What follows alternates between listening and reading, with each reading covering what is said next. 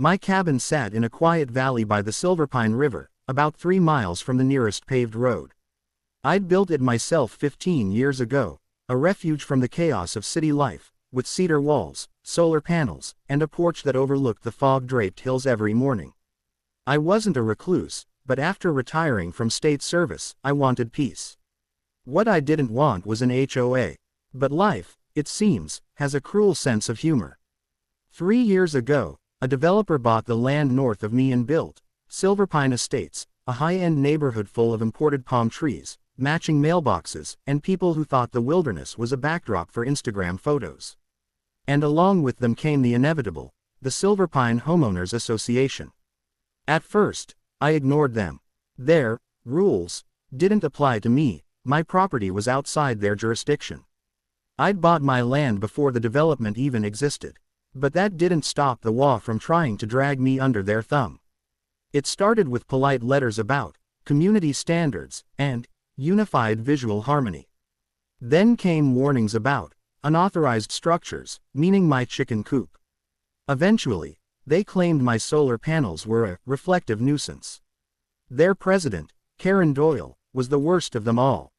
She was the kind of woman who carried a clipboard like a weapon and wore mirrored sunglasses even indoors.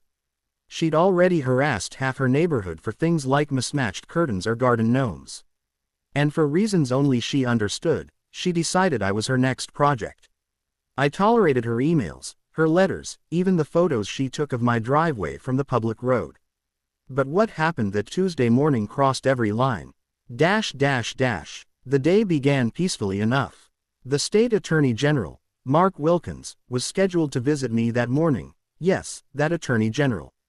I'd known him since my years in the state's Land Rights Bureau, back when I drafted the very environmental protection laws that still shielded this valley. He was coming to review a land use violation. The Silverpine HOA had illegally extended their irrigation lines into state-managed wetlands. I'd filed the complaint when I discovered their workers trenching near my stream. Mark wanted to see the site personally. I'd spent the morning preparing coffee and setting out my old maps when his SUV rolled up the dirt road. "Still the same view," he said with a grin, stepping out and looking toward the pines. "I missed this place." "Still the same mosquitoes, too," I said, handing him a mug. We were sitting on the porch, reviewing documents and the photos I'd taken, when we heard the first sound, the high-pitched whine of tires on gravel, coming fast.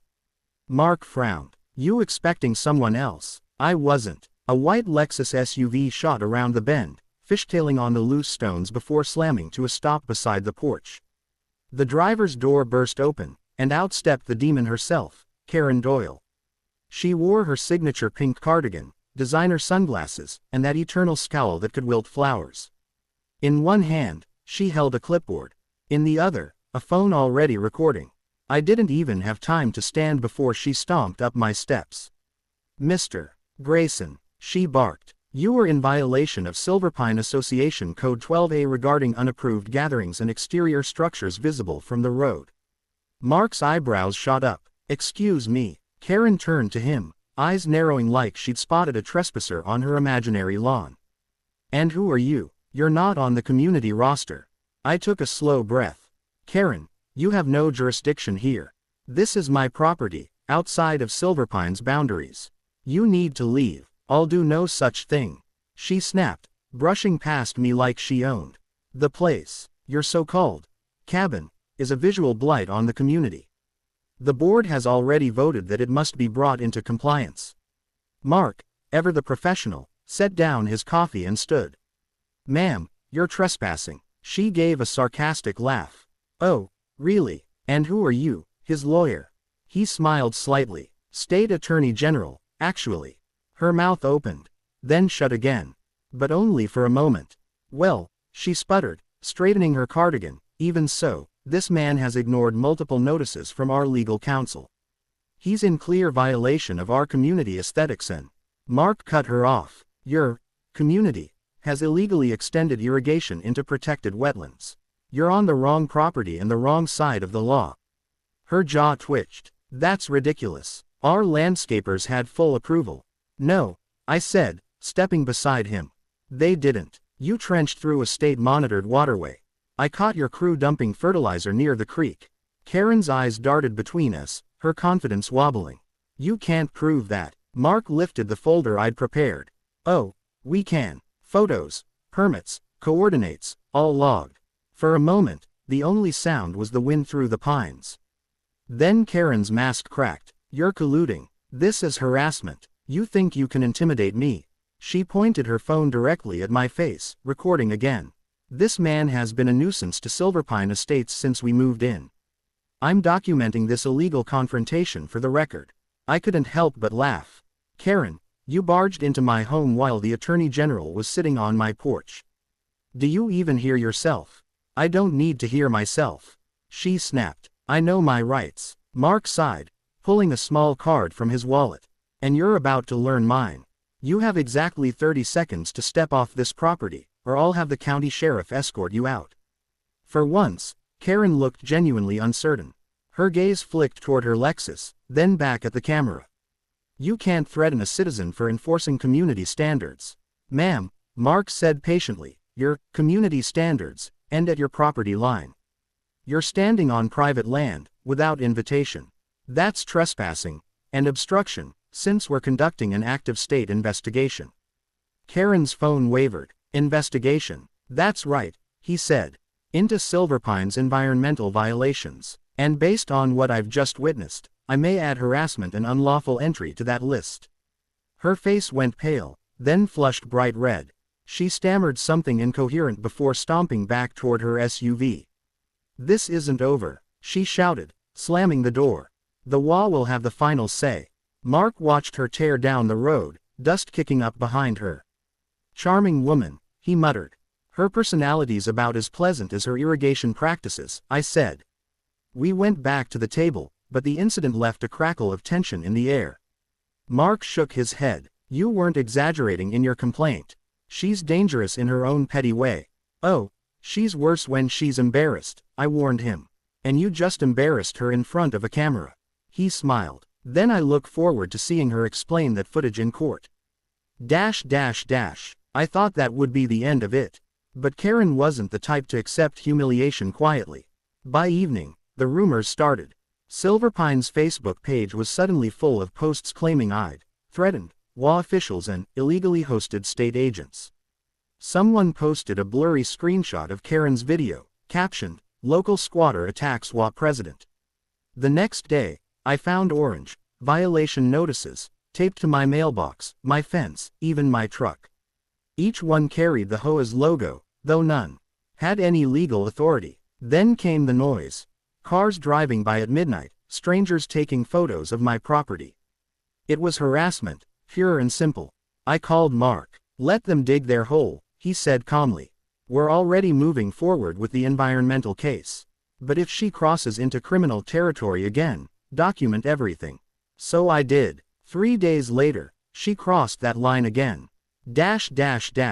It was Friday afternoon when I caught the sound of digging. Down by the creek, 3 men in HOA branded shirts were trenching through the mud, right where the state had ordered them to stop. They had a small pump running, draining water into a plastic pipe that stretched back toward Silverpine Estates. I grabbed my phone, recording as I walked. You boys lost. One of them froze. We got orders from Ms. Doyle to stop. I said, that's state-protected land. You're trespassing. And right on cue, a familiar voice echoed from behind me. Well, Karen said, stepping from her SUV like a queen descending from her carriage. Trying to intimidate workers again, Mr. Grayson. I turned. You're violating a state cease order, Karen. She smirked. You can't order what you don't own. Before I could reply, she pointed at the workers. Keep going. We have board approval. Board approval doesn't override the law, I said. She rolled her eyes. You're just bitter because you're not part of the community.